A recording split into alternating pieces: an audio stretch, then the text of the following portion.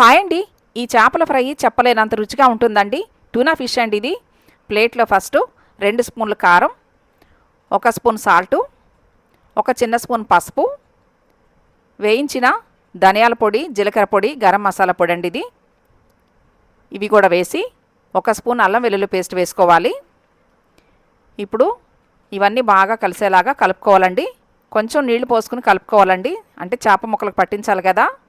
కొంచెం నిమ్మరసం వేసి లాస్ట్లో ఈ పేస్ట్ చేప ముక్కలకి బాగా పట్టించి ఒక 20 నిమిషాలు అట్లా పక్కన పెట్టేసుకోండి.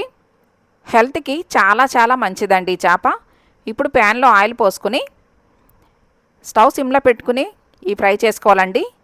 లోపల వరకు వేగితేనే చేప బాగుంటుంది. హైలో పెట్టేస్తే ఒకేసారి ఇవన్నీ మాడిపోతాయి, కానీ అంతగా వేగవండి. చూడండి, ఇలా ఫ్రై చేసుకోవాలి. మీకు కూడా నచ్చింది కదూ? అయితే మిస్ చేయకుండా లైక్ అండ్ కామెంట్ చేయండి, సబ్స్క్రైబ్ చేయండి నా ఛానల్.